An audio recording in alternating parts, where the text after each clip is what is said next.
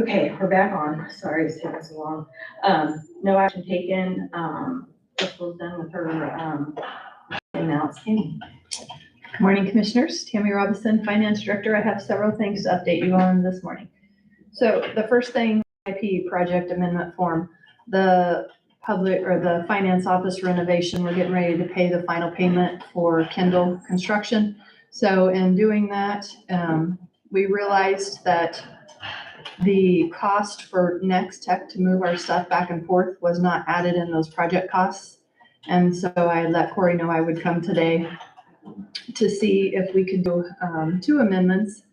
The one amendment has already been approved and we just never had the form signed. And so that was for $3,267, and that was for the electrical outlets that we added in there in front of Louisa's desk and then against that wall that's got the return unit right there above it.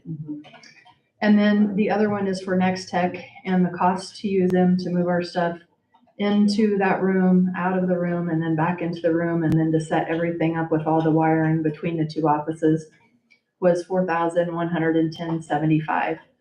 And as a reminder, we requested LATCF funds for this. So what we did is we paid it out of CIP, and then once the project was complete and we knew the final cost, we were going to reimburse with LATCF. So I would request that we do that with these two amendments as well, to have them added to that project and from the LATCF funds. Yeah. You said so moved. Second. All in favor? Opposed, same sign, motion carries. Okay, and I just need a signature on line 1 and 2, if you're showing on that form, on both of those, both lines. Okay. Yep. And then the next thing I wanted to let you know, so Flint Hills Regional Leadership Program, they sent out a letter to Louisa, so she does the back and forth on their information. And they're asking about getting someone put in the leadership program this year.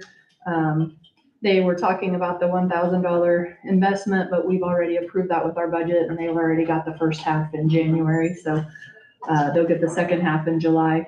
But if you want me to, I can send this out to the department heads and just ask them if they have anybody that they would like to nominate and maybe bring to the staff meeting next week for approval. Yeah, I On think that that'd be great. potentially.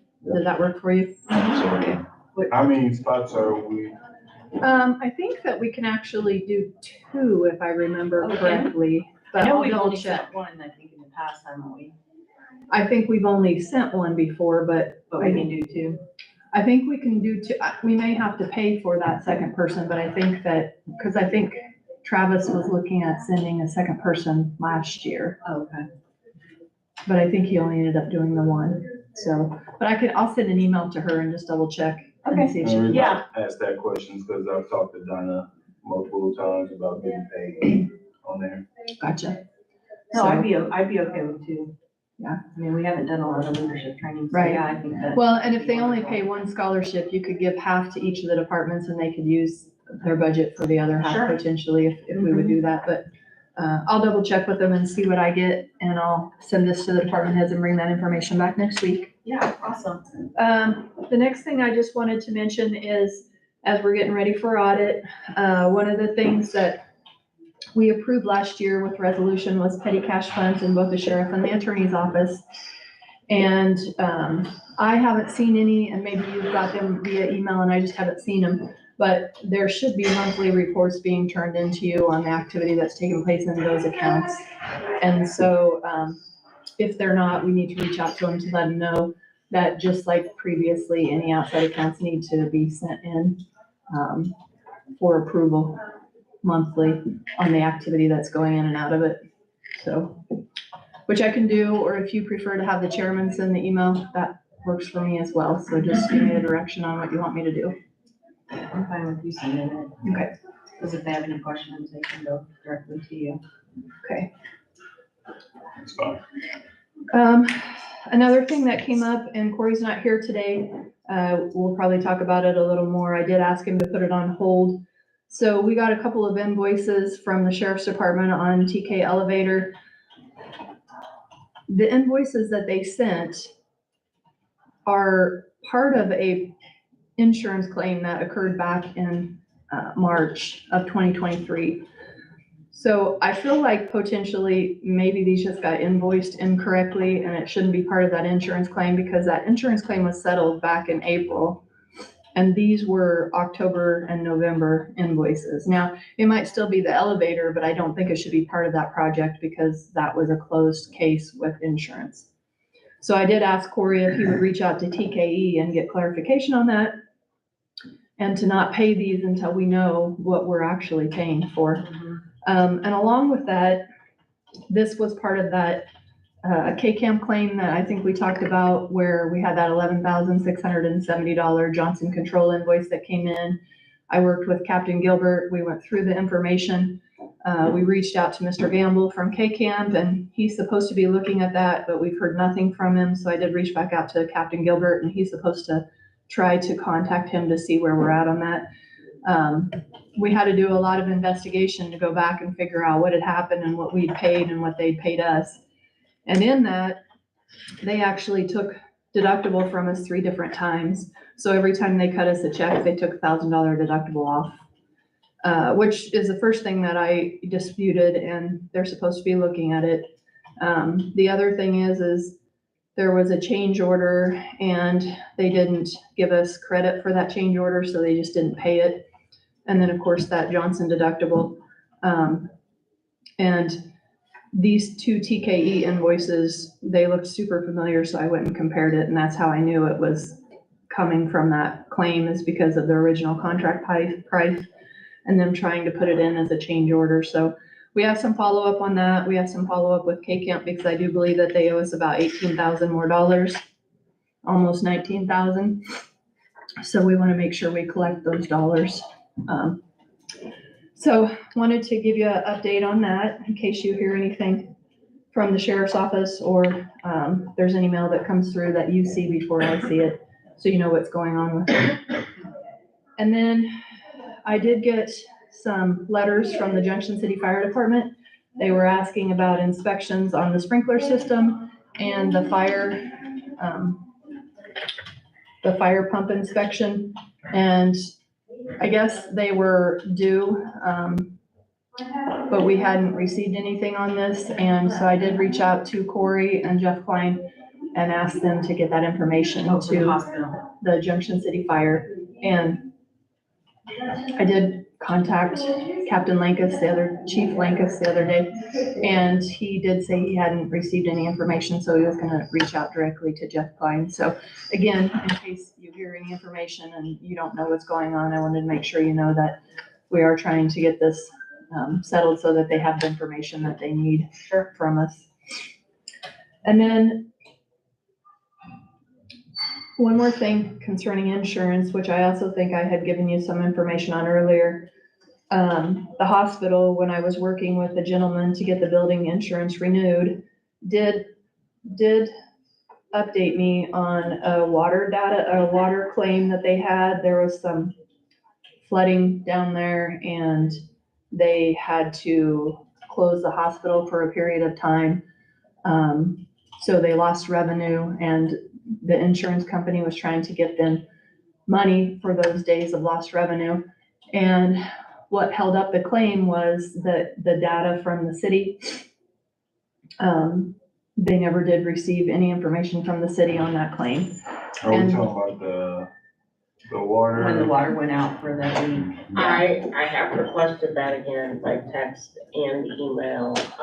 Mr. Fitz did get back to me on, I think it was Friday, it might have been Thursday, and said that he had it, or in the email was a little unclear, but I think he was referring to the water claim, and that if we needed, that they would do like a narrative about the whole situation. So he did get back to me late last week, but I don't have anything yet, so I hope early this week we might be able to get something. Yeah, because I think time is of the essence of getting that claim in. The gentleman was kind enough to say they would extend that out to try to get us those monies that we ended up losing. I think, And so we wanted to try to go ahead and follow up that and get that money. So that's really what's holding us up, is to get that information. So we'll continue to work with Mr. Stites to try to get it. But again, I wanted you updated on this because it's a significant amount of dollars that we can use towards future debt payment. Sure. So, All right. and then the last thing that I wanted to update you on is Friday, I received a letter from the IRS concerning that previous penalty on the payroll taxes that we had back in March of 23. And Betsy has been trying to get it abated. They're requesting an in-person hearing, I guess I guess is the best term to put. And so a meeting, so February 26th, they're requesting that we go to Kansas City to meet in person concerning this abatement request. And so that is a Monday. You have to be there at 9 a.m. And so Betsy and I would not be available next Monday at the meeting because of that. Well, I think, it's almost $40,000, so if you want to get that. Right now, Taken with care the interest that they've given us, it's at about 34. And so, yeah, and there were a few things they said that they were missing from us. And 3 of them were federal excise tax returns from 2020, 2022, and 2023. So the girls in my office went back through and all of those have been submitted with the checks. So if they're missing, and they were the copies of the checks that cleared the bank. So their IRS stamp is on the back of those checks. Okay. So I've sent them all of that information because I don't know if they've lost it. I don't know how they could have lost it since the checks were cashed. But I sent it to them. I also sent them again the March information for our quarterly return, and then they also said they were missing the December of 23. However, I believe that was just a crossover in the mail because they sent this out on February 7th. And we sent that out like on January 26th, I believe, and it was due January 31st. And all we have to guarantee is that it's postmarked before the 31st of January, which it was. But I did send them all of that information. So hopefully they'll have that. They can go through it and it won't be a very long meeting that we have with them on this. Well, I'm sorry you guys have to drive all the way there. I wish they could have done it. Yeah, but I think us going there and being willing to meet will actually be good in our favor I for agree. showing up and Sure. and making sure that we can, I've got a lot of documentation here from all of it and all the letters that they've sent me telling me you have to wait another 30 days. It might be 6 weeks before we hear from you. And so, there's 1, 2, 3, 4, 5, 6 letters here that I've received on this that's just basically put us on hold. And then Friday's when that other one finally came through. So, All right. but anyway, I just wanted to update you on that. All right, so I think that is it on my list. All right. Thanks. Thank you.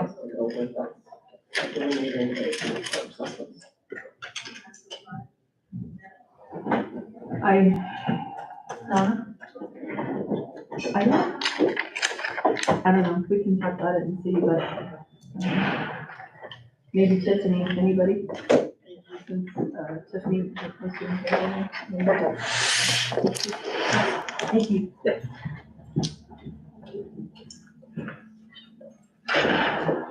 All ready for you, Donna?